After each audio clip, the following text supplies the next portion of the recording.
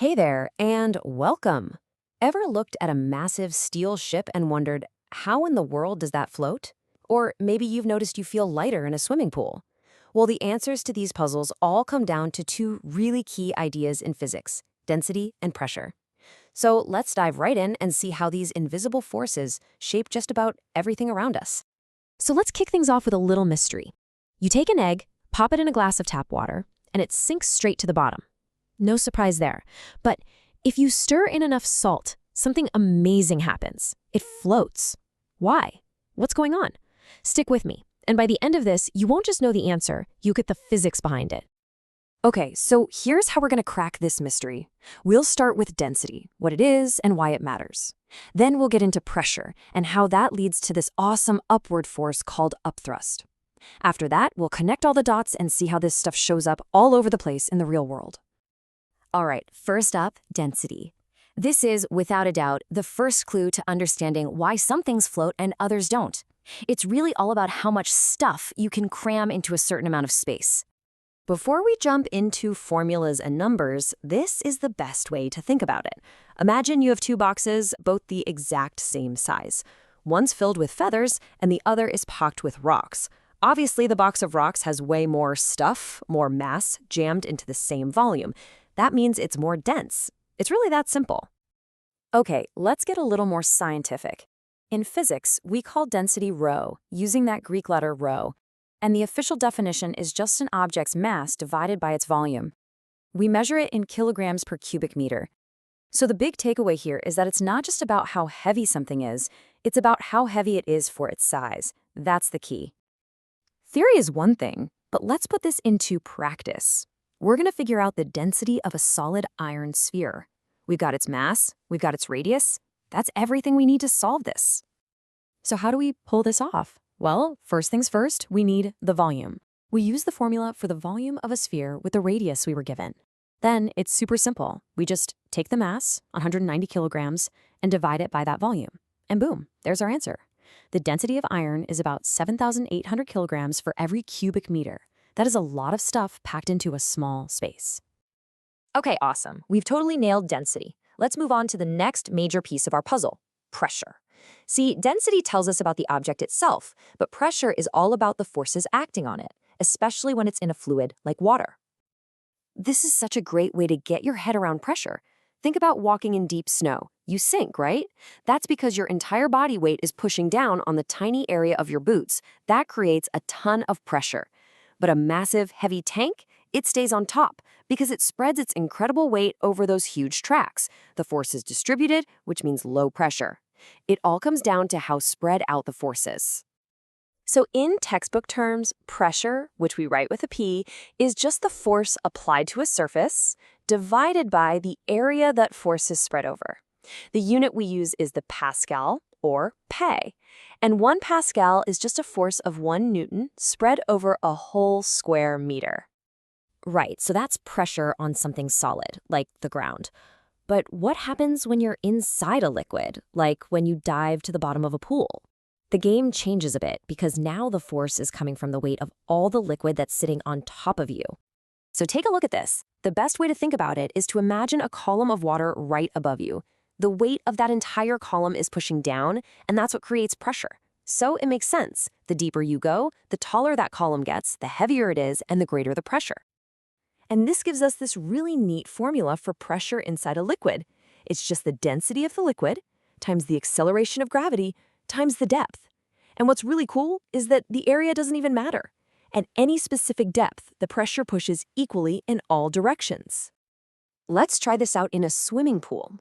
We'll use our formula, P equals rho GH, with the density of water and a depth of 1.2 meters.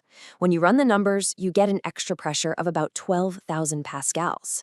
That is literally the weight of all that water pushing down on you. Okay, so we've got density, the stuff in a space, and we've got pressure in a liquid, which gets stronger the deeper you go. Now, for the real aha moment. When you put those two ideas together, you get the secret sauce of floating, this amazing upward force called upthrust. Check this out. Think about this cylinder underwater. We just established that the pressure is stronger at the bottom than it is at the top, right? Well, that means the water is pushing up on the bottom of the cylinder harder than it's pushing down on the top. That difference creates an overall upward force, and that is upthrust. And this whole idea was captured perfectly by the ancient Greek genius Archimedes. His principle sounds fancy, but it's beautifully simple. That upward push, the upthrust, is exactly equal to the weight of the fluid the object pushed out of the way. And this is the secret to how a massive metal boat can float. Sure, a solid block of steel sinks like a rock, but if you shape that steel into a big, hollow hull, it pushes a huge volume of water out of the way. All that displaced water is really heavy, and its weight creates a massive upthrust. When that upward push exactly balances the downward pull of the boat's own weight, it floats. It's in perfect equilibrium. Okay, let's tie this all together now. Let's do a calculation that shows the real, practical effect of upthrust and see just how much lighter things feel when they're in water. So, picture this. We've got a seriously heavy metal cylinder. What we want to figure out is how much force does it take to lift it in the air, and then how much force does it take to lift it when it's completely underwater. First up, in the air. The force you need is just its own weight, and when you calculate that, it's a whopping 38,000 newtons. That's a heavy cylinder. But in the water, the game completely changes. The force you actually need to pull with is the cylinder's real weight minus that helpful upthrust force that's pushing up for you. So our next job is to calculate that upthrust. So to figure out that upthrust, we just need to calculate the weight of the water that the cylinder displaces. That gives us a helping hand of about 4,900 newtons. Now all we have to do is subtract that from the cylinder's true weight. And check it out, the final answer is just 33,000 newtons. The upthrust from the water makes the cylinder feel way, way lighter. This is exactly why it's so much easier to lift someone up in a swimming pool. You know, this stuff isn't just for textbooks or big engineering problems. These principles are working all around us, all the time, even inside our own bodies. Let's look at a couple more quick examples. Okay, get this. This is a super cool one. Your blood is a liquid, right? That means the blood pressure down at your feet is actually higher than the pressure in your head, just because of the height of that column of blood in your body. But how much higher? So if we plug in the numbers with our trusty P equals rho GH formula, we find the pressure difference is about 14,000 pascals. It's just a wild reminder that your circulatory system is constantly dealing with these very real physical forces. Okay, time to test what we've learned. Let's run through a couple of quick-fire questions you might see on an exam. First up, a mass problem. If you know the density and the volume, you can just flip our density formula around to find the mass. Easy peasy. And next, a pressure problem. Using our liquid pressure formula, you can find the pretty intense pressure you'd feel at the bottom of a 10-meter deep pool. Okay, so after all of that, let's circle back to our original mystery, the floating egg. Adding a salt to the water made the water denser. A more dense fluid is heavier for its size, and according to Archimedes, a heavier displaced fluid creates a stronger upthrust. We simply made the upthrust strong enough to counteract the egg's weight, and it floats. Mystery solved.